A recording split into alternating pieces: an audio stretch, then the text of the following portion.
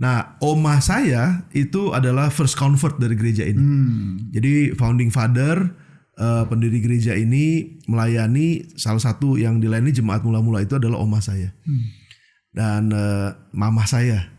Papa saya nggak orang Kristen. Oh, sebelumnya. Ya, papa saya itu dari Sumatera Utara, menikah sama mama. Oh, dia masih punya banyak ilmu macam-macam gitu. Ya, jadi jauh dari Tuhan lah.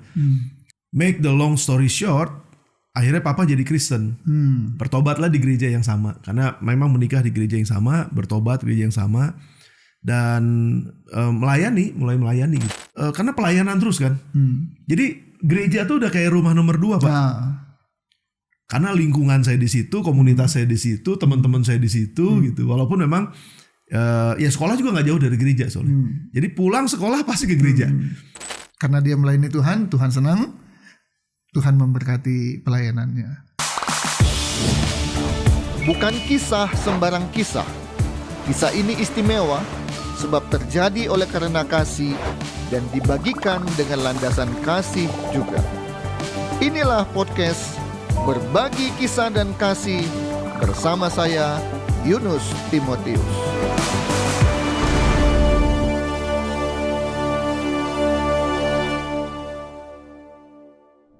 Puji Tuhan, kami bersyukur episode ke-50 sudah kami lalui dan sekarang sudah memasuki 51, 52, 53 dan selanjutnya.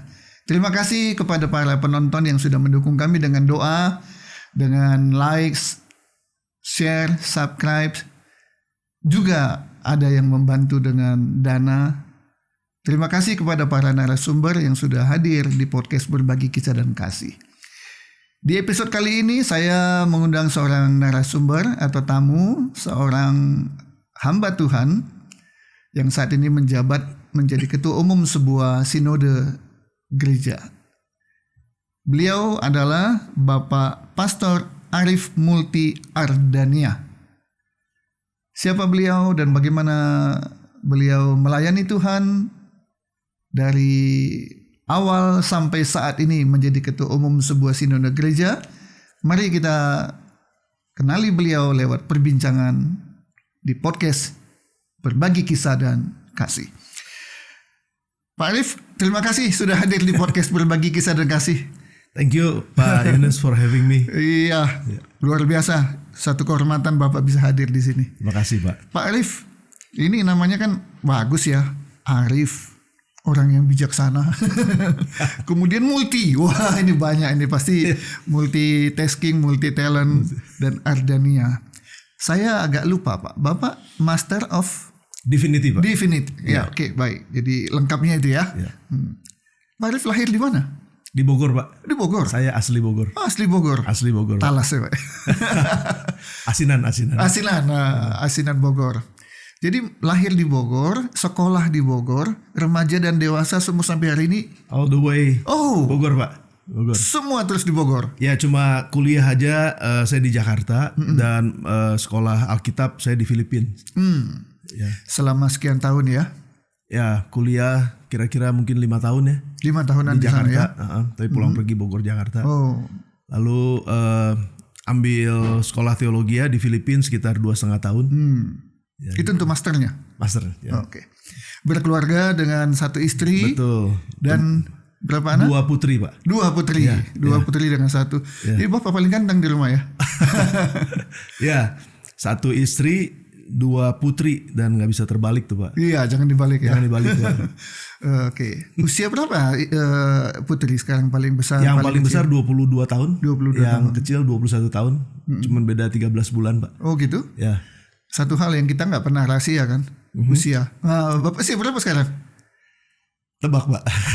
50-an. 54 54. Tahun Oke. ini 54. Ini termasuk awet muda.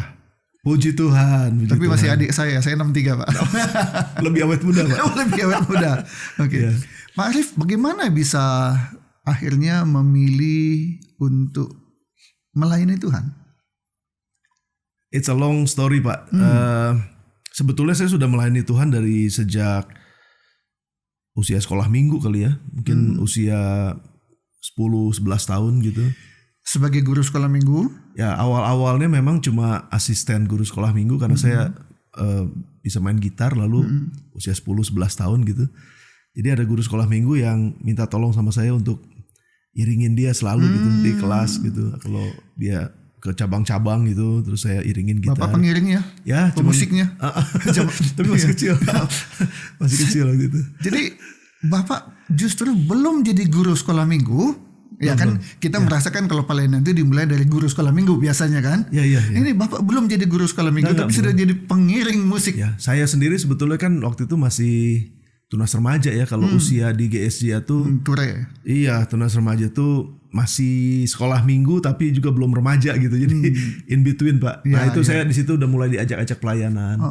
Dan saya suka memang karena saya suka main musik gitu. Jadi diajak-ajak pelayanan dan ya begitulah, diawali dari situ terus bertumbuh akhirnya now saya jadi pendeta. Jadi pendeta. Memang latar belakang keluarga Enggak, latar belakang keluarga itu jadi gini, saya nih di Gereja Sidang Jemaat Allah Bethlehem di Bogor. Dulu dikenal GSJA Surya Kencana. Itu gereja 61 tahun usianya. Hari ini ya? Ya, 61. 2 minggu yang lalu. 61 tahun. 2 minggu lalu ulang tahun 61. Nah, omah saya itu adalah first convert dari gereja ini. Jadi founding father, pendiri gereja ini melayani, salah satu yang dilayani jemaat mula-mula itu adalah omah saya. Dan mamah saya. Papa saya nggak orang Kristen. Oh, sebelumnya. Ya, papa saya itu dari Sumatera Utara, menikah sama mama. Oh, dia masih punya banyak ilmu macam-macam gitu. Ya, jadi jauh dari Tuhan lah. Make the long story short, akhirnya papa jadi Kristen. Bertobatlah di gereja yang sama. Karena memang menikah di gereja yang sama, bertobat di gereja yang sama. Dan mulai melayani gitu. Jadi ya saya karena sebagai anak juga ada di gereja yang sama. Ikut. Jadi ikut aja gitu. Jadi ngikut sih sebetulnya. Ngikut. Cuma memang karena dari kecil udah sekolah minggu. Lingkungannya udah lingkungan juga ada di gereja gitu. Jadi kalau keluarga sih, mungkin kalau keluarga saya yang pertama pendeta kali ya. Oh. Yang lainnya cuma ya jemaat biasa. Jadi bukan karena latar belakang keluarga adalah pelayanan. Enggak ya. Enggak. Nah, kalau begitu ada sesuatu yang membuat Bapak bisa jadi terpanggil menjadi melayani Tuhan dan akhirnya menyerahkan diri untuk saya sekolah teologi. Iya. Jadi memang karena dari tunas remaja itu saya udah pelayanan. SMP saya ingat, SMP kelas 2 tuh kira-kira. Biasa kami punya waktu doa bareng gitu ya. Dan waktu itu kebetulan saya lagi doa sama papa berdua. Dan lagi berdoa itu karena saya main gitar, nyanyi gitu ya. Saya nangis gitu. Terus papa saya bingung, kamu tuh kenapa nangis gitu. Gak tahu Pak, kayaknya saya mau jadi pendeta deh kayaknya. Itu SMP Pak ya. Masih SMP tuh. Terus papa saya kaget gitu, dia bingung.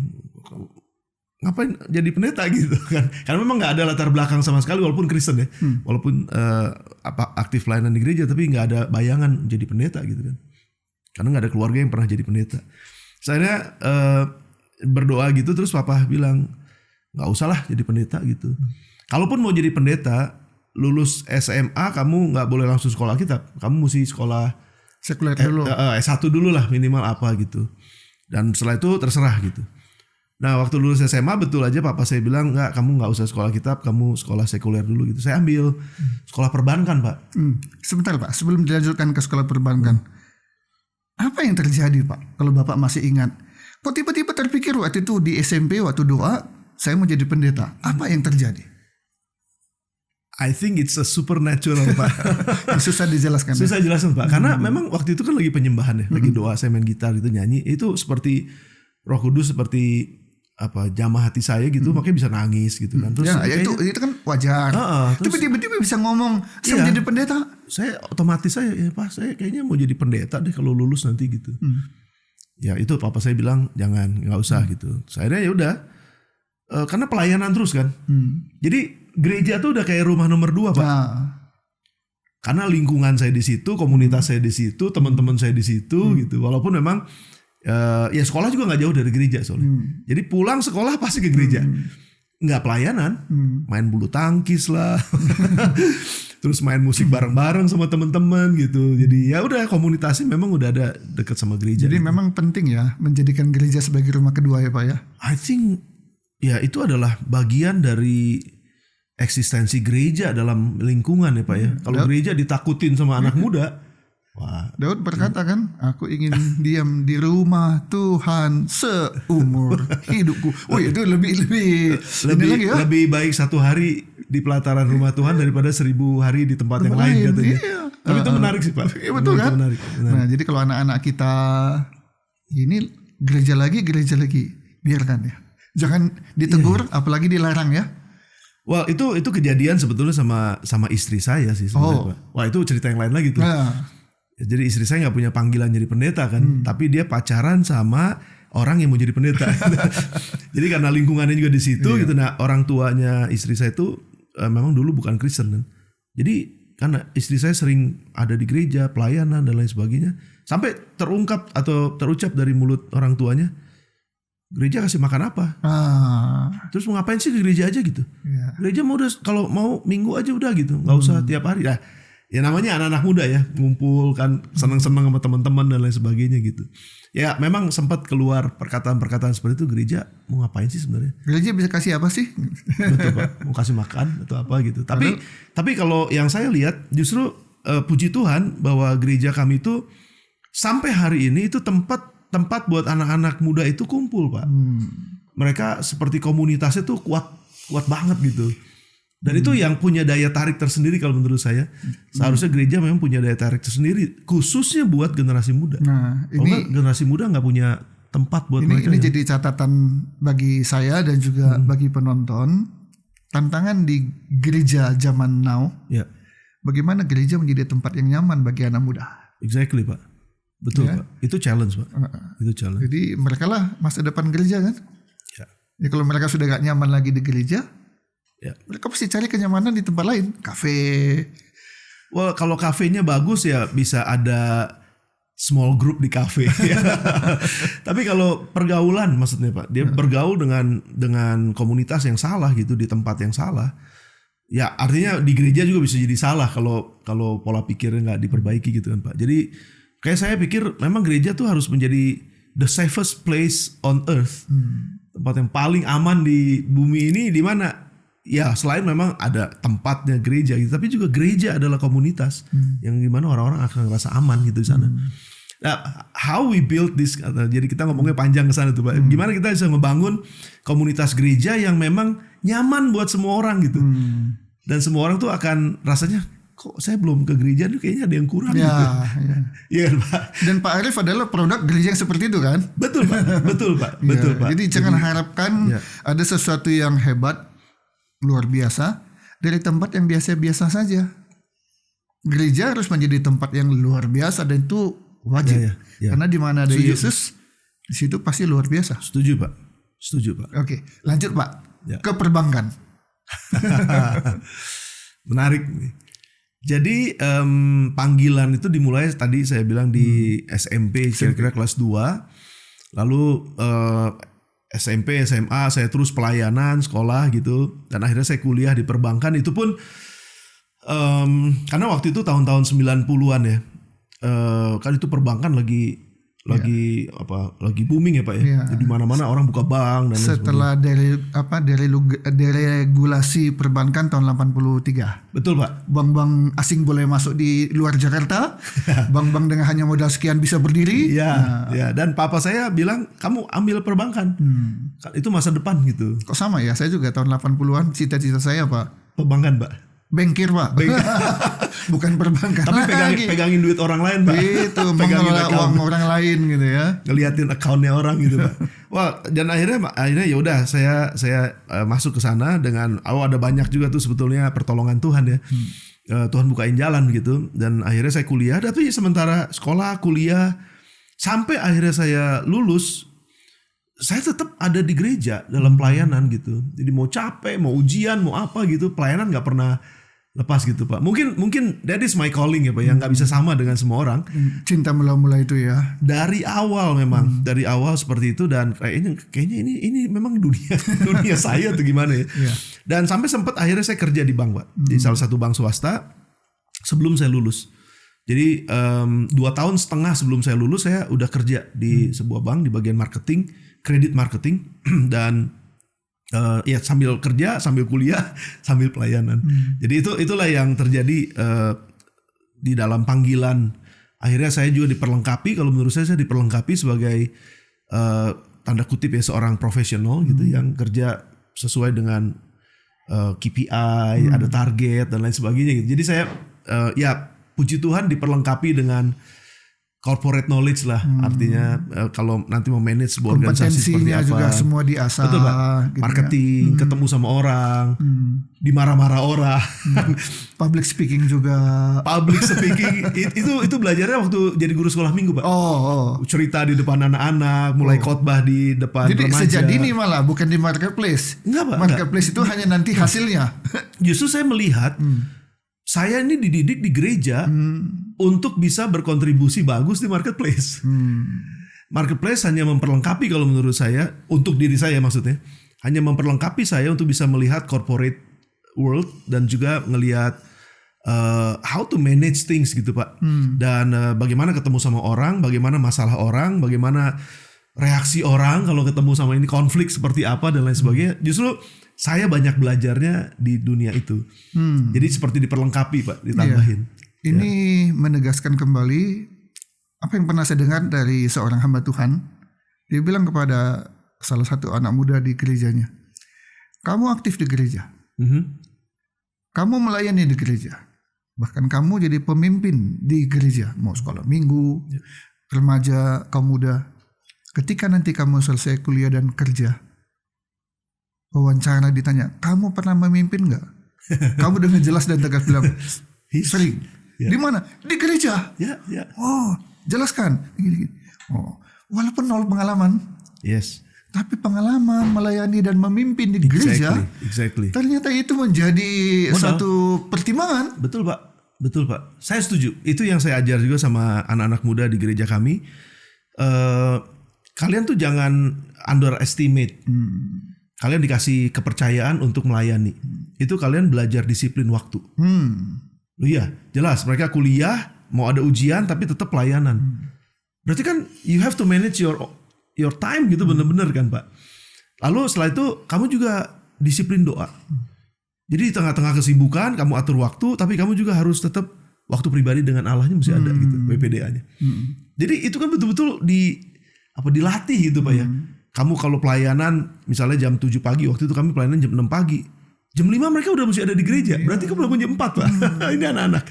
Minggu pelayanan satu harian. Berkorban itu. Betul Pak. Besok pagi udah kuliah atau yang kerja udah ini. Jadi artinya kalau buat saya gereja itu adalah bukan cuma sekedar tempat di mana kita ibadah kepada Tuhan. Tetapi justru di situ ada tempat pelatihan, pemuridan diri ya. Betul Pak. Jadi kalau orang bilang kamu punya pengalaman kerja di mana? Bilang aja, saya punya pengalaman kerja di gereja. Itu luar biasa. Pak, saya belajar sempat saya sikat WC di gereja. Saya sempat angkat-angkat kursi di gereja. Dan ini ada cerita menarik yang terpisah sebetulnya. Saya sempat buka sekolah musik di gereja.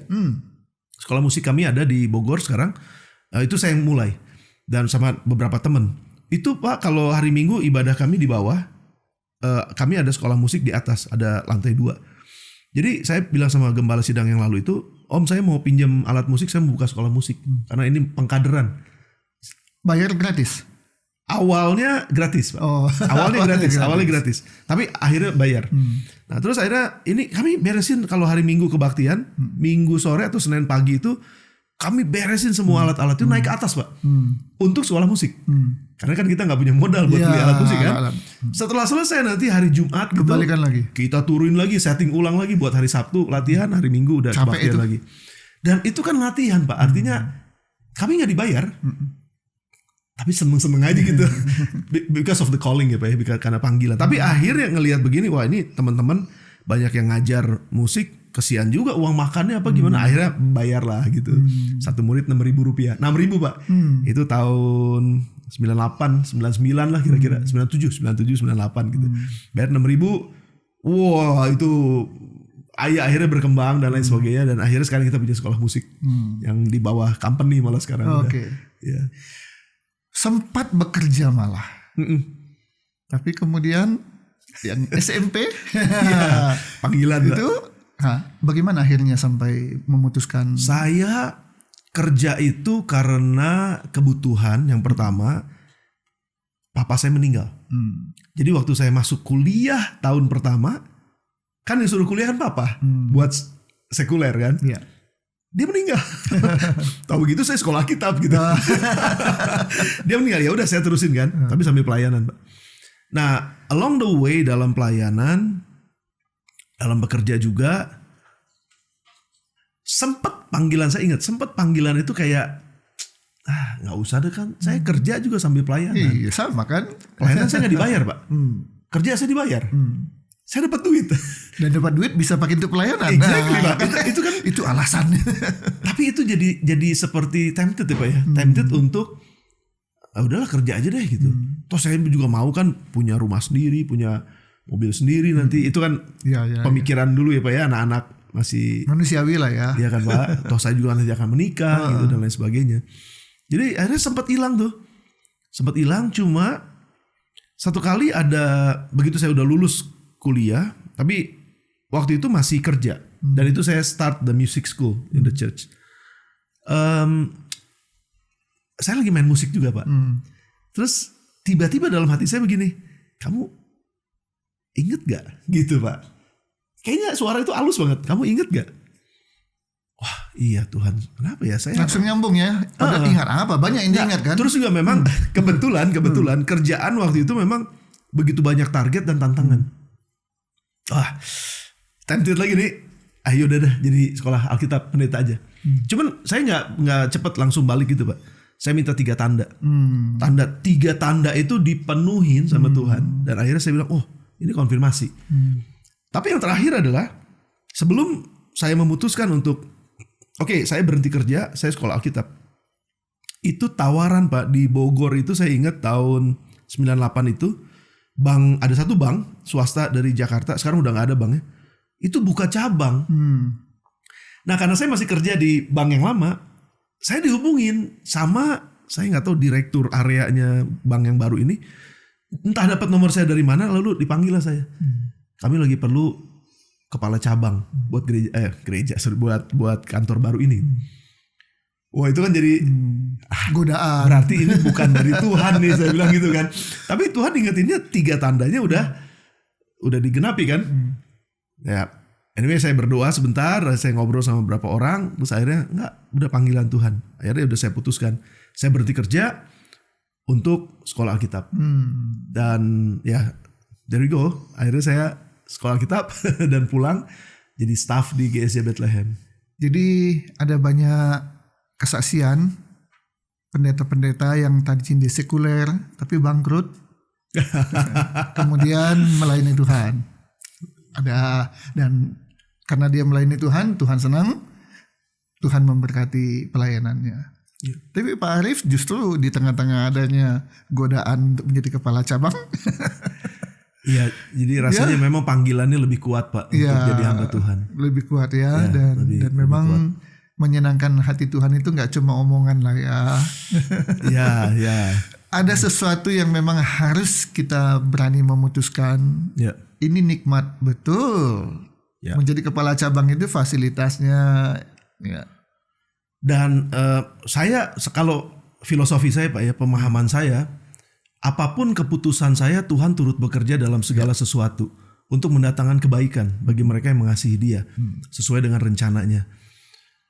Jadi saya berpikir waktu itu ya, kalaupun saya pilih jadi kepala cabang dan saya nggak sekolah Alkitab, at the end of the day, saya yakin bahwa saya bisa optimal di kerjaan tersebut, Pak.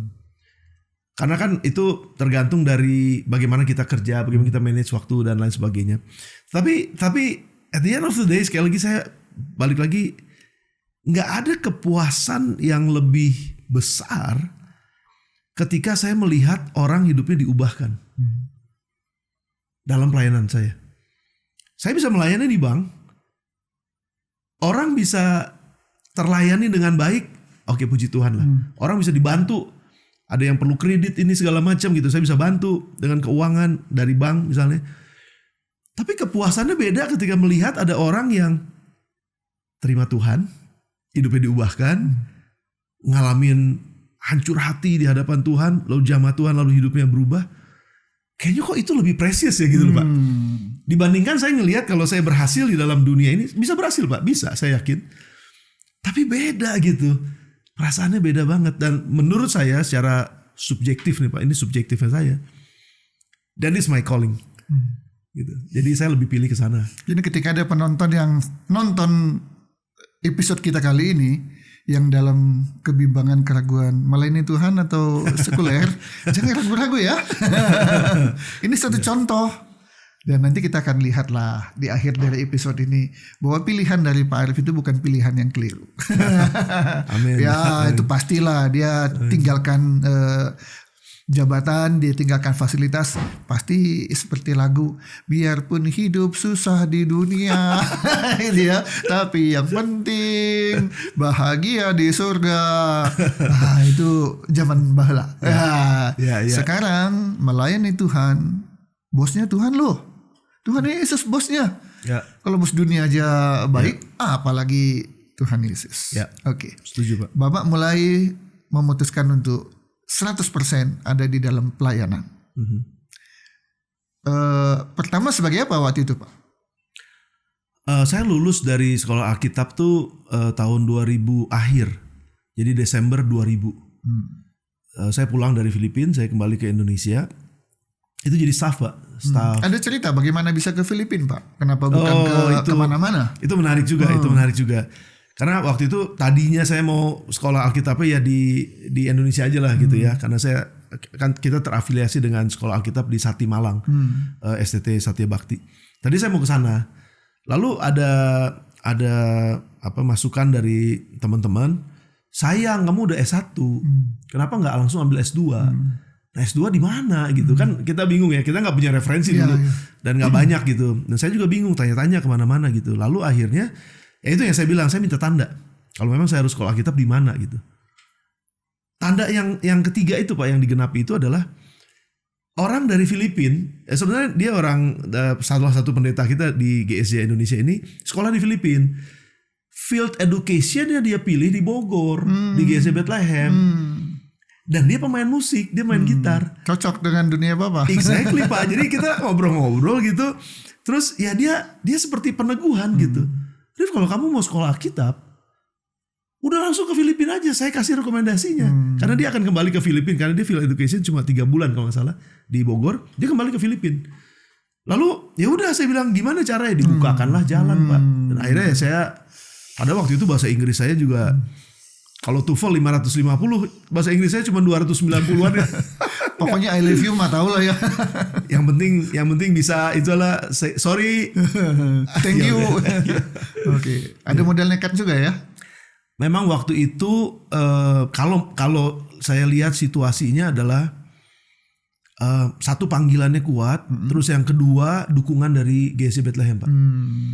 Jadi waktu itu pendeta Timotius Sugiantono sebagai gembala sidang itu orang tua rohani saya, papa rohani saya. Dia izinkan lalu dapat dukungan dari majelis. Ya, pada akhirnya terbuka jalan. Padahal pada saat itu tahun 98 tuh Pak.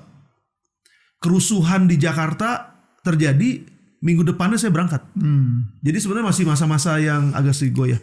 Dolar dari 2.400 jadi 10.000 waktu itu. 12.000 kalau nggak salah. Ya.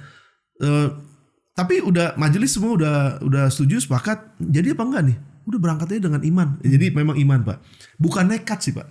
Kalau nekat saya nggak berani, tapi nekat sama iman kan beda dikit Pak. Ya. Tipis. Tapi ya kalau nekat tanpa percaya Tuhan mungkin, tapi kalau iman ya kita nekatnya dengan percaya sama Tuhan gitu. Bahwa Tuhan pasti tolong. Ya. Dan puji Tuhan berjalan 2,5 tahun tanpa ada masalah apapun gitu. Dan Tuhan cukupin sampai saya akhirnya selesai dan saya kembali 100% langsung pelayanannya di GSJ Bethlehem sebagai staff. Ya, karena itu tahun 2001. 2001. Menjalani hidup di negeri orang lain memang tidak gampang ya. Oh, nangis setiap hari Pak. Apalagi bahasanya nggak bagus kan. Jadi sambil belajar bahasa, belajar teologi ya pula. Yang nggak punya latar belakang S1 teologi. Dua kesulitannya ya. sama yang terakhir, yang ketiga kesulitannya itu adalah jauh dari pacar, Pak. Oh, waktu itu belum menikah ya? Belum Jadi menikah. long distance lah ya? Belum menikah. Itu susah itu, Pak. Kan masih muda juga waktu itu ya. Dan ya itu Gejolak anak muda, asmara gitu ya. punya panggilan. Terus juga biayanya cukup mahal waktu itu, Pak. Di sana kan belajar bahasa Inggris pula karena nggak bisa, teologianya berat banget, dan akhirnya yang terakhir itu dalam kondisi-kondisi yang lagi down gitu kan, ingat aduh, pulang ke rumah aja dan nih belajar berat banget nih dan lain sebagainya. Tapi di situ pembentukan, Pak. Oke. Saya berubah di situ. Saya Gitu banyak ya. berubah di situ. Jadi sebagaimana penonton ada yang tahu, ada yang belum, Pak Arief ini adalah saat ini menjabat sebagai Ketua Umum Sinode Gereja Sidang Jemaat Allah. Ya, Ketua Umum. Jadi ketika kita ngobrol ini, kita bicara perjalanan beliau. Tidak gampang. Tidak semuanya mulus, lancar.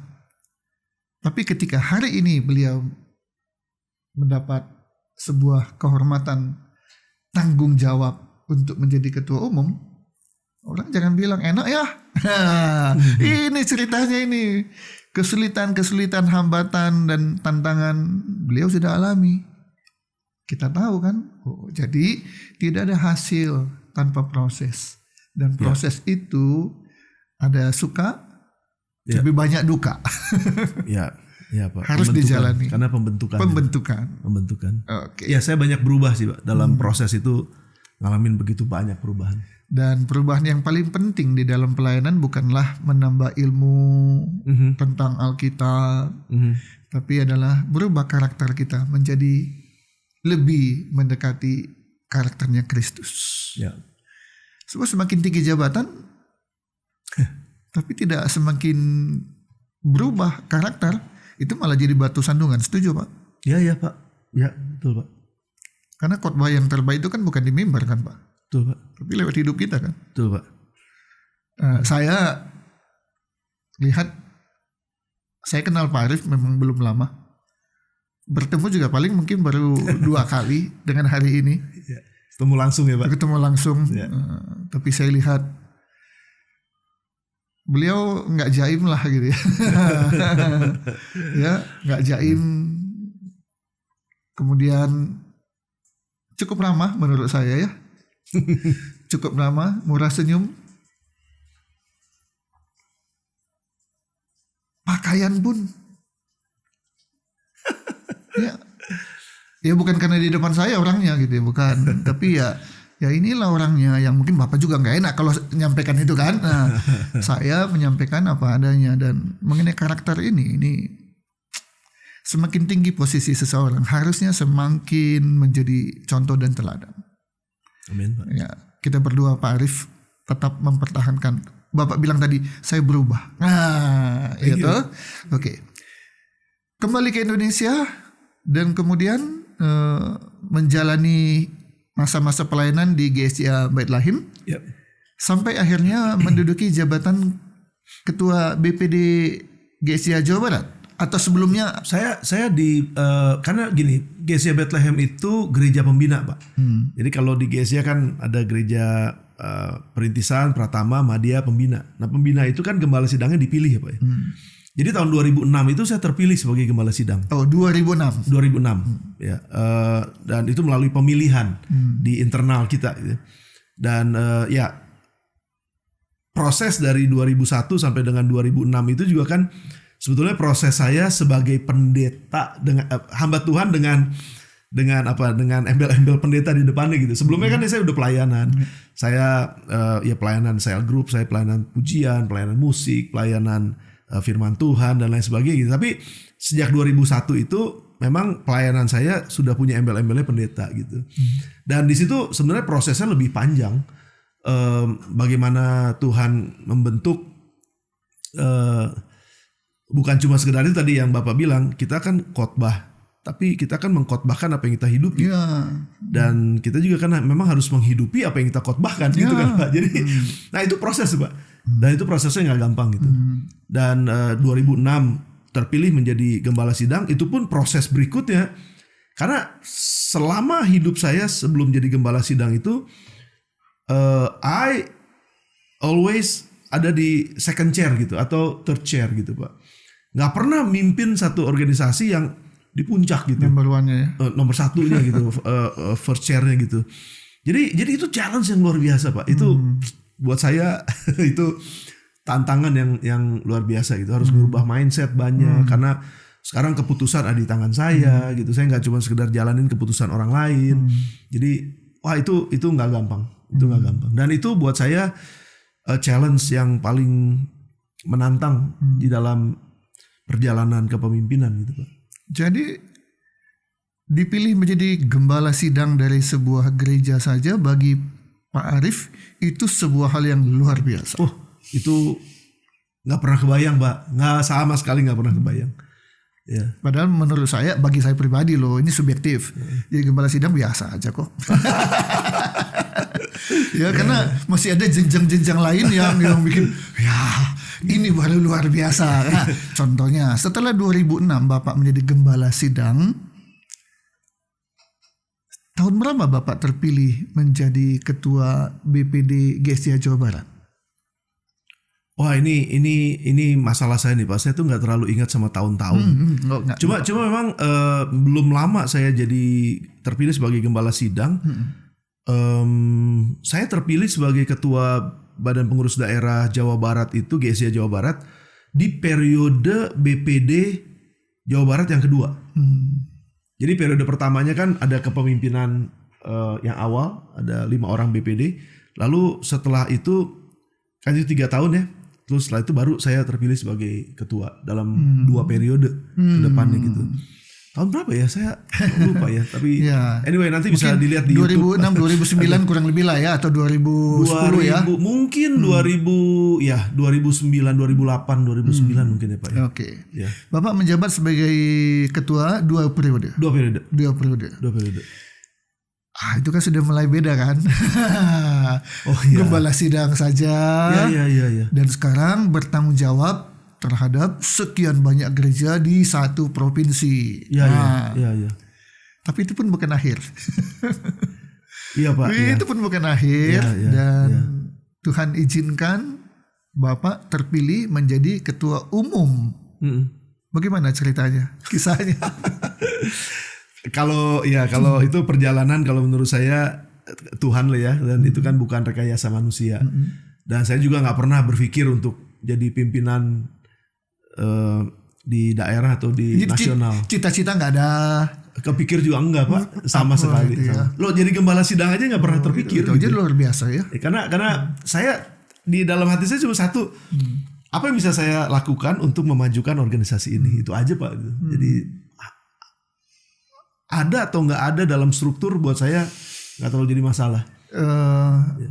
Apa Pak Arif setuju kata-kata begini? Ada yang berambisi malah nggak kebagian.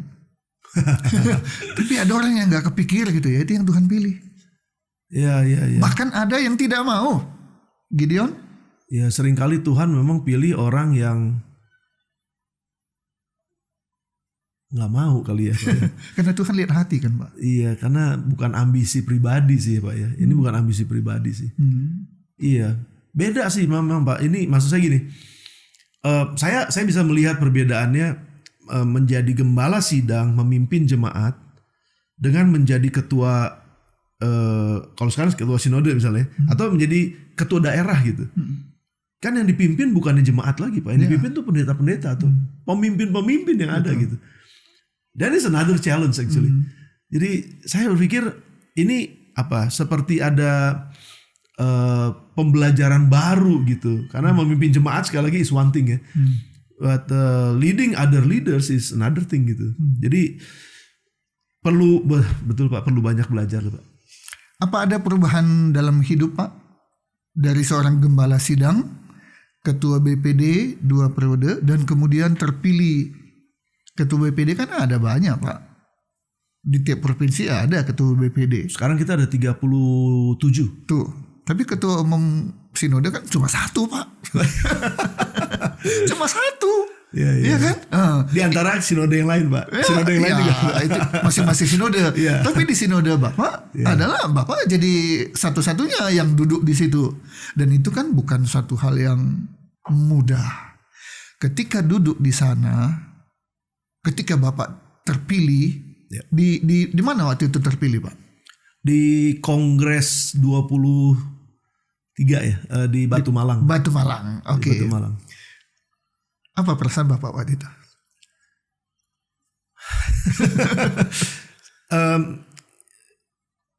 Saya nggak bisa describe perasaan ya, tapi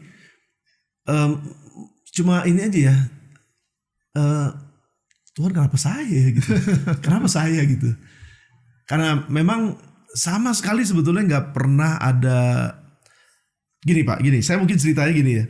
Waktu saya jadi gembala sidang di GSC Bethlehem itu tahun 2006, 2007 itu awal-awal di mana saya berpikirnya apa yang saya bisa lakukan untuk memajukan GSC di Indonesia.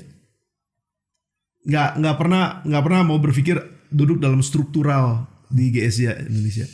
Tapi sebagai gembala sidang, sebagai GSC Bethlehem nih, saya harus support GSC di Indonesia untuk maju semua GSC di Indonesia. Cuma itu aja Pak. And I did it. Selama bertahun-tahun kami adakan konferensi di gereja lokal, mengundang semua hamba-hamba Tuhan GSC yang memang bisa datang dan punya kesempatan untuk datang ke Bogor setiap tahun Pak. Selama 10 tahun kira-kira. Dari tahun 2008, 2009 terus sampai sebelum Covid, sesudah Covid. 1 tahun sudah Covid. Cuma itu aja Pak. Dan apa yang kami pelajari, kami berbagi. Apa yang kami dapatkan, kami berbagi. Misi apa yang bisa kita lakukan untuk nolongin, kami tolong. Cuma itu aja. Terus terang dalam hati yang paling dalam nih Tuhan tahu, nggak pernah timbul dalam pikiran saya atau dalam hati saya untuk saya akan duduk nanti di sana. Sama sekali nggak ada Pak. Cuma itu aja, saya cuma mau memajukan GSC. Ya saya nggak tahu ya apa, mungkin karena memang Tuhan lihat itu dan Tuhan sediakan jalan supaya saya bisa lebih banyak berkontribusi untuk GSC ya. I don't know. Ya. Ya, tapi duduk dalam struktural sebetulnya bukannya cita-cita juga sama sekali, bukan. Dan tidak perlu juga diperebutkan Pak ya. Kenapa harus diperebutkan? Apalagi dipertahankan mati-matian. Kalau Tuhan yang pilih kan Pak. Itu di Konoha Pak. Ya. Nah, kalau di sini tidak Pak ya, karena itu semua adalah anugerah Tuhan. Kepercayaan Amanat dari Tuhan. Ya. Oke. Pak, saat ini di usia 54 ya, dalam posisi sekarang Tuhan percayakan jadi ketua umum. Tetap masih jadi gembala kan? Masih. Masih adakah yang Bapak harapkan untuk dicapai? Pak, terus terang dari saya ini low ambition Pak. Oh. Orang yang low ambisi. Ambisi saya cuma satu, gimana bikin orang maju. Bukan bikin diri saya maju. Ambisi saya satu, bagaimana kalau saya belajar sesuatu orang lain bisa dapatkan keuntungannya. Jujur Pak, itu yang ada di hati saya. Jadi nggak pernah nih gini, oh nanti gue mau jadi ini, gue mau jadi ini, gue mau jadi ini. Pernah dulu sebelum ini lucu sih, masih anak-anak sih Pak ya. Pernah mau jadi pemain bulu tangkis internasional. Karena saya main bulu tangkis Pak. Waktu kecil belajar gitu. Pernah. Jadi musik apa? Alat musik apa Pak? Hampir semua saya belajar. Hampir semua saya belajar. Multi talent. Ya. Oke. Namanya multi. Betul.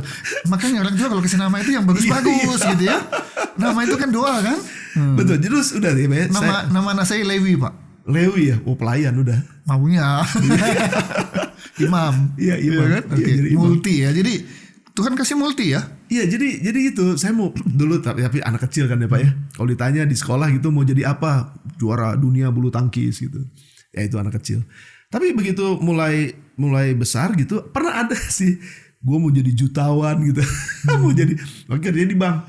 Karena pemikiran lu kalau di bank punya banyak duit itu Pak. Walaupun duit orang ya. Tapi itu juga kan seperti apa ya? Seperti cuma angan-angan aja gitu Pak. Tapi deep down in my heart sekarang ini saya berpikir punya kerinduan gitu. Gimana hidup saya ini bisa ngebangun hidup orang lain. Gimana apa yang saya pelajarin itu bisa bermanfaat buat orang lain gitu.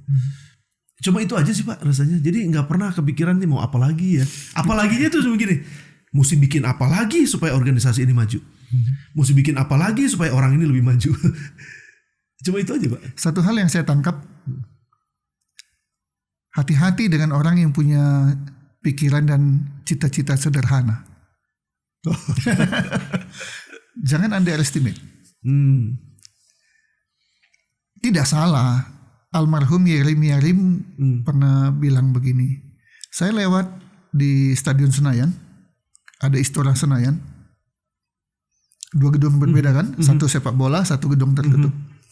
Dan saya bilang dalam hati saya, dalam doa, satu ketika kelak nanti saya akan khotbah di Istora Senayan. Oh. Nggak salah dong, Iya dong. bagus dong, Iya. dan tercapai. Iya. Tapi ada juga orang yang tidak pernah terpikir, kok saya bisa khotbah di Istora Senayan ya? Tapi nggak jadi-jadi. Itu kan. Nah, jadi itu yang saya dapat. Hati-hati, jangan underestimate dengan orang yang berpikir dan cita-citanya sederhana. Karena satu ketika Tuhan yang angkat dia. Dan kalau Tuhan angkat, nggak ada yang bisa turunkan. Tuhan pilih, nggak ada yang bisa nolak. Setuju, Pak. Jadi apa yang saya dengar hari ini, penonton dengar hari ini dari Pak Arief, ini memberikan sebuah motivasi, inspirasi. Tidak selamanya kita harus berpikir yang tinggi-tinggi. Boleh, nggak apa-apa. Tapi tidak harus. Ya. Berjalanlah menyenangkan hati Tuhan. Ya. Tuhan tahu bagaimana Ya. mengatur hidup kita. Ya. Ya. Betul, Pak. Terakhir Pak, manusiawi. Apa yang Bapak khawatirkan?